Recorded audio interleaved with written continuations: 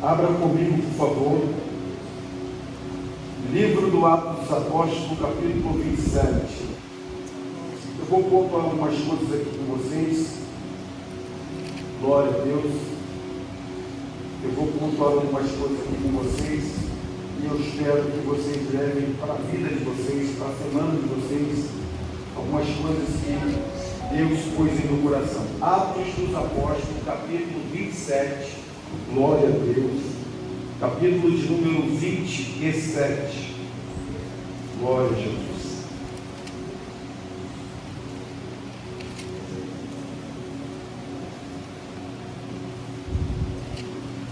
Eu sei que todos conhecem muito bem essa passagem bíblica, mas eu quero só compartilhar o que Deus tem posto no coração. Verso de número 33. Glória a Jesus. Coisa boa, né? Ela já está projetada. Jesus faz meio que faz muito poder, né? Irmão, Jesus faz. Irmão. Deus faz meio, coisa fiel. Diz assim, verso 33 e diante. E prestes a chegar o dia, Paulo pediu a todos para que se alimentassem, dizendo: este já é o 14º dia que esperais, continuando em jejum, não havendo provado nada. Portanto, exorto-vos a que comais alguma coisa, porque é para a vossa saúde, porque nenhum cabelo cairá da cabeça de qualquer de vós. E tendo falado isto, tomou o pão, deu graças a Deus na presença de todos eles, e partindo começou a comer. E tendo já todos com ânimo, eles também se alimentaram. E éramos a todos no navio 276 almas. E quando eles tinham comido o suficiente, aliviaram o navio lançando o frigomar. E sendo já dia, não reconheceram a terra, mas descobriram uma enseada que tinha praia, e na qual decidiram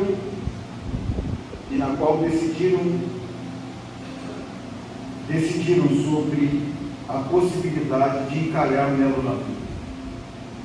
Desprendendo, pois, as âncoras, as deixaram no mar, soltando ao mesmo tempo as amarras dos remes, e içando ao vento a vela da proa, dirigiram-se para a praia. Tendo chegado a um lugar de encontro de duas correntes, encalharam o navio, e ficando-se a proa, tornou-se imóvel, mas a polpa estava quebrada com a violência das ondas. E os soldados aconselharam a matar os prisioneiros para que nenhum deles escapasse nadando. Mas o centurião, querendo salvar a Paulo, manteve-o longe do seu propósito e mandou que os que pudessem nadar lançassem primeiro ao mar e alcançassem terra, e os demais uns em tábuas e outros em pedaços quebrados do navio.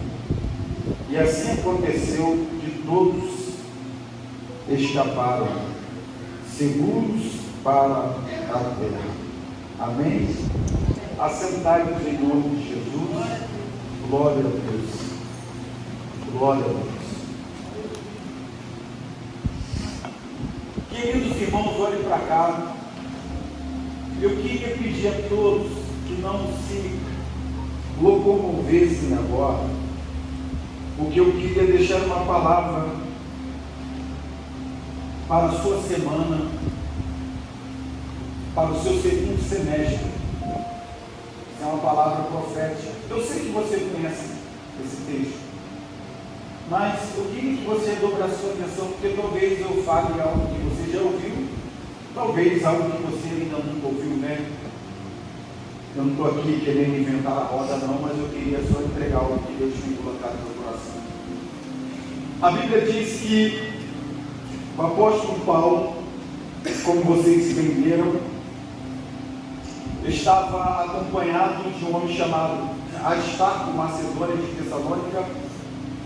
Alguns dizem que foi uma das grandes acusações que Paulo recebeu em Jerusalém, foi por causa da conversão desse homem chamado Aristarco, que se tornou um grande companheiro do ministério do apóstolo Paulo. E segundo alguns relatos que nós temos, teologicamente falando, o Lucas, que é o escritor do livro que leva o seu nome, e o escritor do livro do Atos dos Apóstolos também estava nesse dia juntamente com Paulo. Por isso que existe uma expressão, que é a expressão nós. Essa expressão é uma expressão que aparece muito dentro das narrativas do livro do Atos dos Apóstolos. É um pronome que aparece várias vezes, inúmeras vezes, que dá a ideia de que Lucas estava no dia, na hora, no momento. Então, ninguém melhor do que Lucas poderia escrever o livro do Atos dos Apóstolos e descrever nos seus mínimos detalhes tudo o que aconteceu na vida desse grande homem, o apóstolo Paulo. Ele não está contando um conto, ele está contando algo que ele vivenciou, ele presenciou, ele estava lá, ele viu o que aconteceu. Então, narrando esta viagem do apóstolo Paulo, dentre tantas lutas que Paulo viajou, ele começa dizendo que um medicamento, talvez uma oferta missionária. A princípio o texto não diz o que é que Paulo recebeu, mas o escritor Lucas faz questão de dizer que trataram Paulo com muita humanidade e com muita bondade. No dia seguinte ele sai de Sidom, e aí, para evitar os ventos que sopravam contra a embarcação, porque o fenômeno da natureza dava os seus sinais contra a embarcação de Paulo, eles passaram ao norte de uma ilha chamada Chipre. E a Bíblia diz que, saindo de Chipre, eles chegaram em um porto chamado Mirra. Mirra era um porto onde os egípcios costumavam depositar seus trigos para fazer comercialização. E quando eles chegaram ali, eles encontraram um navio ancorado que estava ali no propósito de ser depositado trigos nesse navio. O navio era de Alexandria.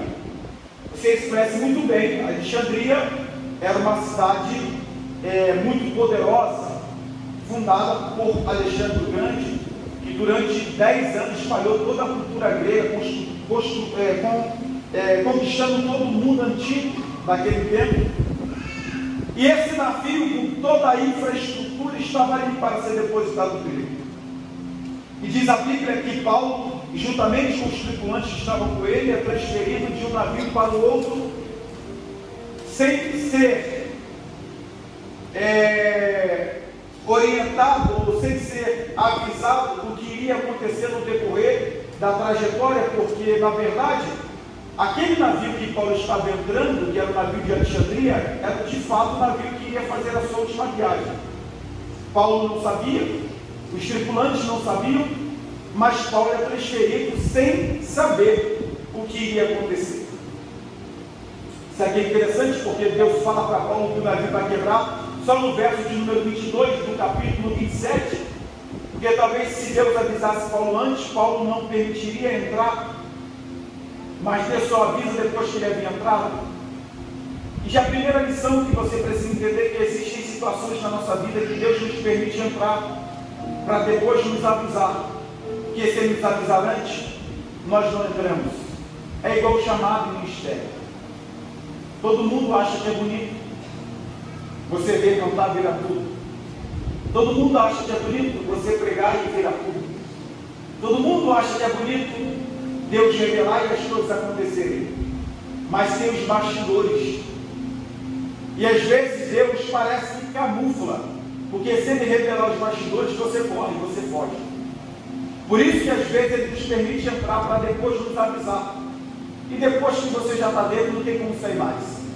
depois que você se envolve com o chamado, depois que você se envolve com o ministério, depois que você se envolve com a liderança, depois que você assume a vocação que Deus tem para você, já era, não tem mais como fugir. Então Paulo entra dentro daquele navio, e aquele navio faria a sua última viagem. Desde o início da viagem do apóstolo Paulo, desde o primeiro navio que Paulo estava, até o segundo navio que Paulo entra, o fenômeno da natureza, como chuva, vento, mar, se levanta contra a embarcação de Paulo, talvez no intuito de impedi-lo chegar aonde Deus havia proposto. E a Bíblia diz que naquele tempo a chuva caiu sobre o mar se tornou revolto, o vento começou a soprar, e a Bíblia diz que o inverno havia chegado. Frio, muito frio fazia. Não bastava a chuva, não bastava o mar bravio, não bastava os ventos, agora o frio chegou. Naquele período, os chineses já haviam tido experiência com magnetismo da Terra, mas a bússola ainda, o binóculos não era usado como instrumento de navegação. Então, como se viu o caminho, pastor? Era através do sol, das estrelas e da lua, mas a lua nem o sol nem as estrelas davam os seus sinais. Então, apóstolo Paulo, vendo o perigo da navegação, porque correria o risco não só de perder o trigo que estava dentro do navio, que era de grande importância para o comércio, mas também as vidas que ali estavam. Quando eles chegaram em bons portos, Paulo se levantou e disse assim: senhores, vamos invernar aqui, ou seja, vamos passar o inverno aqui. Será muito perigoso sairmos daqui de bons portos e irmos para Fênix e invernarmos lá, porque o vento sopra, o frio chegou, a chuva está caindo, não dá para ver um palmo à frente, porque o sol não dá os seus sinais, a lua não aparece e nem as estrelas. Então é melhor esperar o vento cessar, é melhor esperar a tempestade passar. Paulo estava dando um conselho a todos, ao capitão, ao dono do navio: não passemos daqui adiante, porque o inverno chegou. Eu quero dar um conselho para alguém aqui essa noite. Quem quer ouvir, diga amém. Amém. Não tome decisões no meio da tempestade. Deus está dizendo para alguém essa noite: não tome decisões no meio desse mar bravio. Espero o vento cessar. Você tem coragem de dizer para alguém que está ao seu lado? Diga para ele: espero o vento cessar. Deus está dando um alerta a alguém aqui esta noite. Espere o vento cessar, espere o mar acalmar, espere o sol aparecer, espere o tempo melhorar. E eu estou falando para a gente aqui que talvez o pastor da igreja não sabe, o seu amigo que está ao seu lado também não sabe, mas Deus sabe qual é o seu próximo passo. Deus sabe qual é a sua próxima decisão. Deus sabe qual é a sua próxima reação. E eu quero ser boca de Deus para alguém aqui esta noite. Não abra mão desse casamento no meio dessa tempestade. Não abandone esse lar no meio dessa tempestade. Não largue esse emprego no meio dessa tempestade. Mas pastor, lá dentro do meu setor de trabalho tem gente que não me curte, não vai com a minha cara. O gerente se levantou, mas pastor, não estou aguentando. Deus está dizendo dizendo para alguém aqui: não pegue as contas agora, espere o vento cessar. Mas eu não aguento mais essa mulher, eu não aguento esse marido, eu não suporto carregar esse fardo, eu não aguento mais esse filho. Deus está dizendo para alguém aqui essa noite, eu vim como um aviso de Deus para alguém aqui essa noite: dá glória se você quiser, levanta a mão se você quiser, mas Deus te trouxe aqui como profeta para dizer para alguém: espere o vento cessar,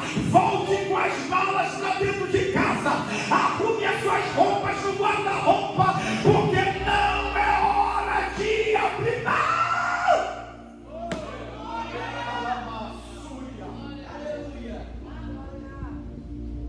Eu não sou responsável pela sua reação, sou responsável pela mensagem que Deus colocou em meu coração. E Deus está dizendo para alguém aqui: espere o vento cessar.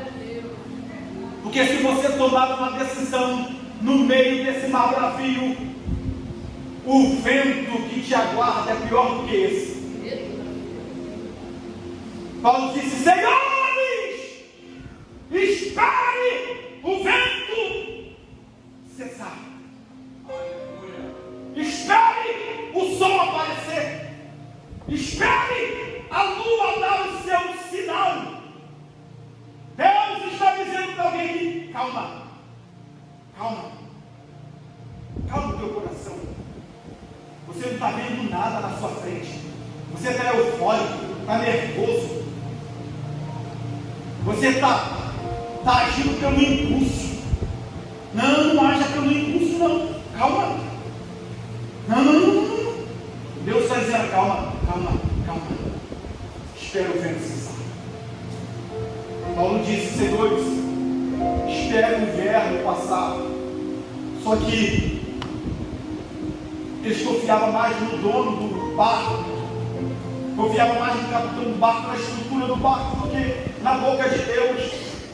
Através do apóstolo Paulo, Deus usou a boca do apóstolo Paulo para ser a boca dele dentro daquele barco. Na verdade, Paulo era a bússola de Deus dentro daquela embarcação. Ninguém via sinal nenhum. Deus usou Paulo como a bússola dele dentro daquela embarcação.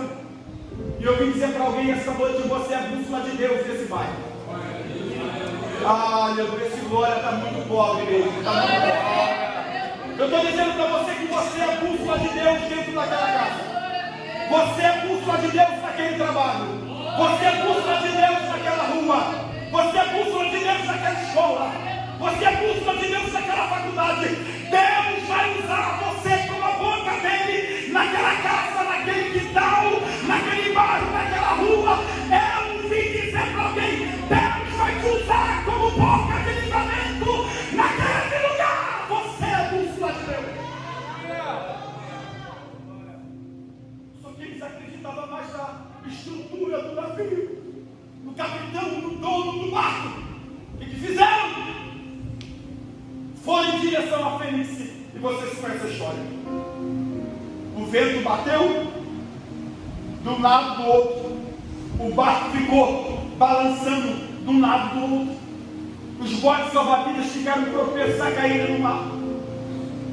E diz a Bíblia que quando eles chegam em um certo ponto da viagem, 14 dias no meio do mar Adriático, Paulo se levanta e fala assim: senhores, era melhor ter me dado ouvido. Era melhor vocês terem escutado o conselho que eu dei a vocês. E evitaria todo esse dano, esse prejuízo. Mas apesar da rebeldia de vocês, o anjo do Senhor, a quem eu sirvo e adoro, esteve comigo esta madrugada e disse: Paulo, não temas. Eis que eu tenho entregue todos nas suas mãos. Fique tranquilo, porque nenhum dos que estão contigo vai morrer. Fique tranquilo. E Paulo disse assim: e vai me acontecer do jeito como ele disse. Meu irmão, eu não sei qual é a ideia que você tem, porque talvez você está olhando e está dizendo: como que vai acontecer? Talvez você está vendo um barco balançando, um mar bravinho. Talvez você está dizendo: como que vai acontecer? Quais são as possibilidades? Quais são os caminhos? Da onde Deus vai tirar a solução? Deus manda dizer para alguém, assim como Paulo disse para os tripulantes: vai acontecer do jeito que ele disse.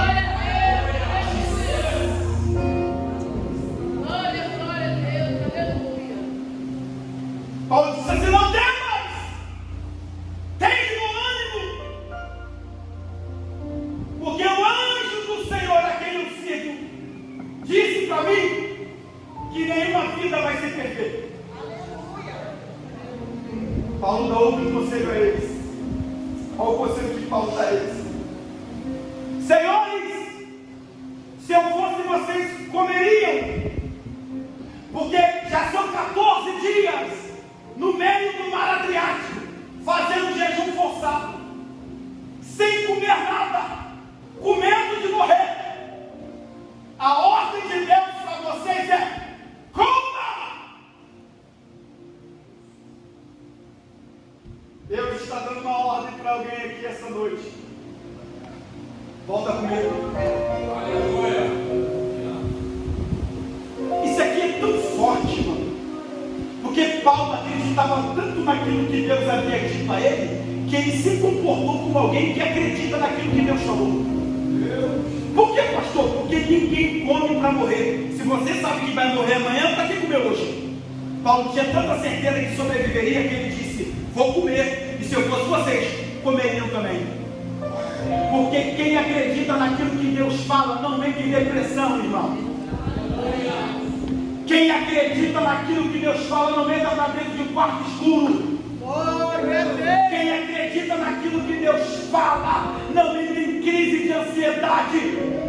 Quem acredita naquilo que Deus fala se comporta como alguém que acredita naquilo que Ele falou. Aquele que acredita naquilo que Deus falou come, bebe, se veste, se arruma, se calça.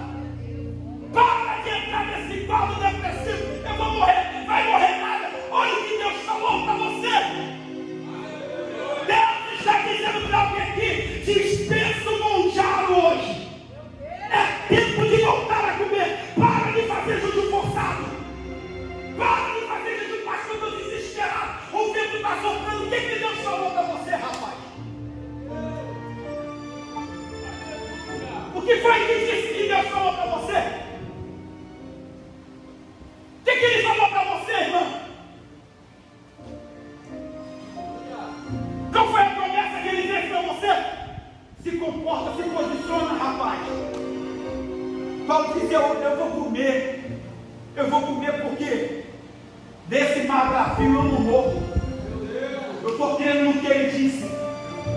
Não tem gente, irmão. Tem gente que diz que acredita, mas o comportamento dele nega tudo aquilo que ele fala.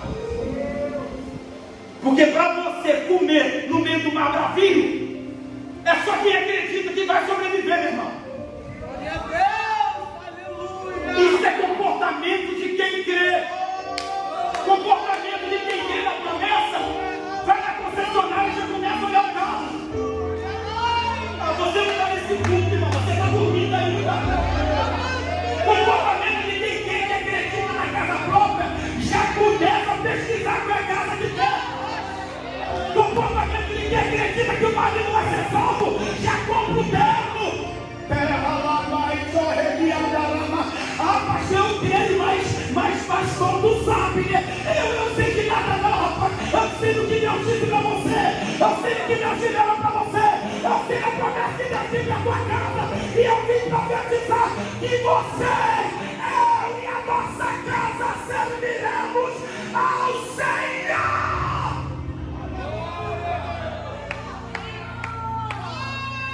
Para de ficar andando chutando pedrinha. Ó céu, ó vida, ó céu, ó vida. Mas pastor, eu moro na faculdade. E daí que você mora dentro de uma comunidade? Pastor, eu estou dentro de uma comunidade. Ninguém rompeu, ninguém avançou, ninguém cresceu, ninguém se tornou empresário. Na minha família,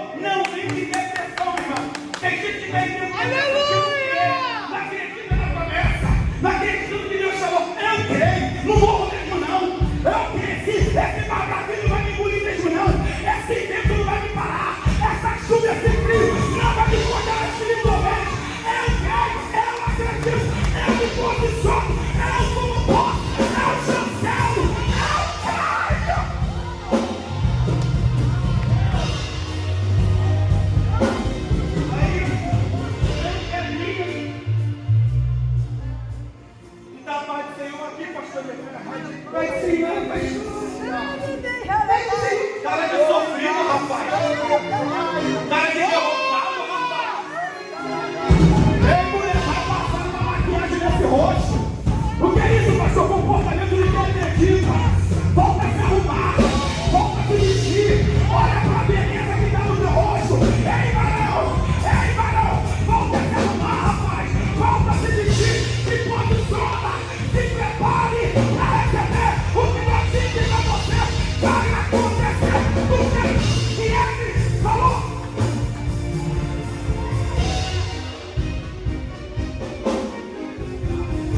Volta a se comer, rapaz. Ah, Paulo, como é que é? Ninguém vai morrer, não está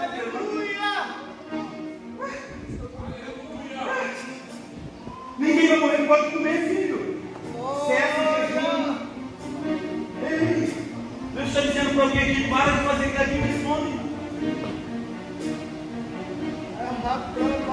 Olha isso aqui, irmão. Por que Deus disse que ninguém ia morrer? E Paulo falou assim, eu creio no que ele falou. Sabe por quê? Porque Paulo não era um Jonas do barco.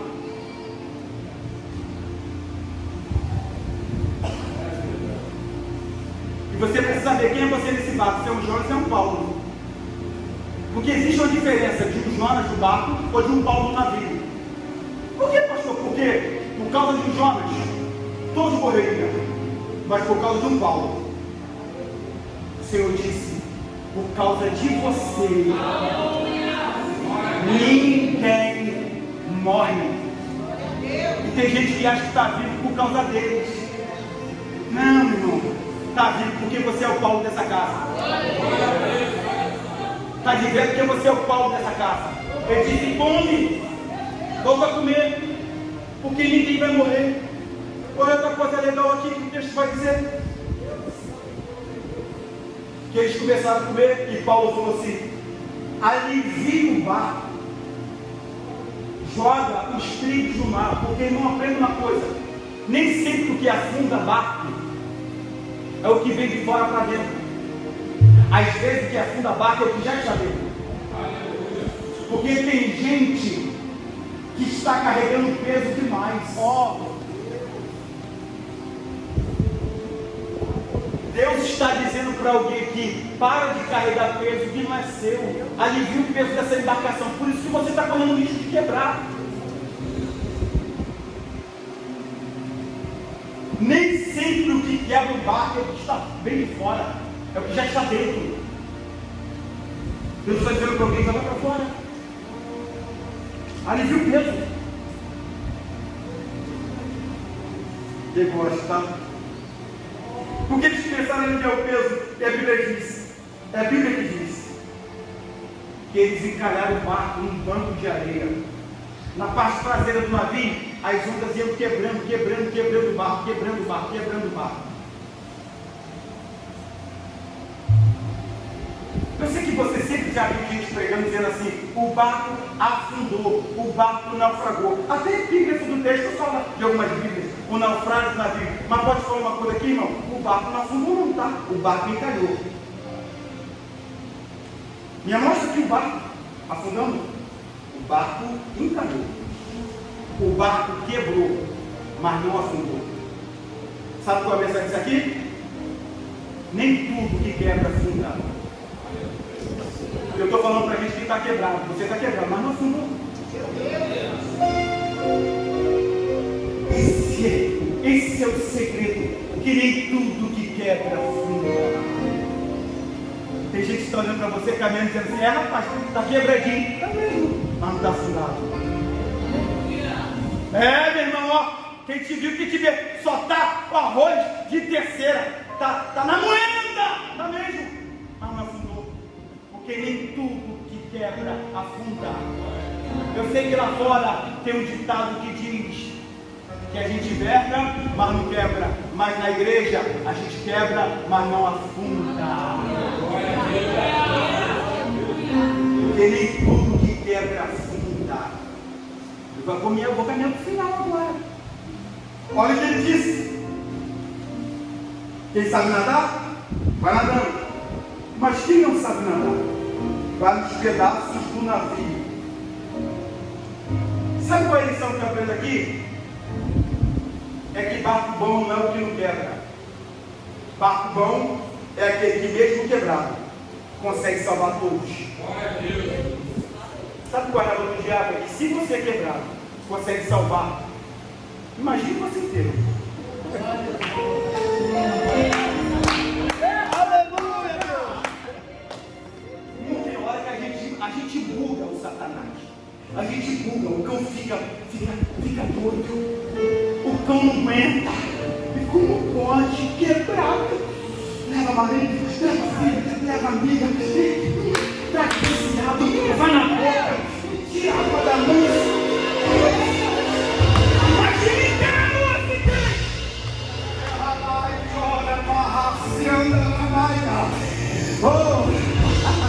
Pega na mão desse Cristo, está do seu lado, diga para ele, imagine você inteiro, imagine você completo, imagine você com porta aberta, imagine você com carro zero, imagine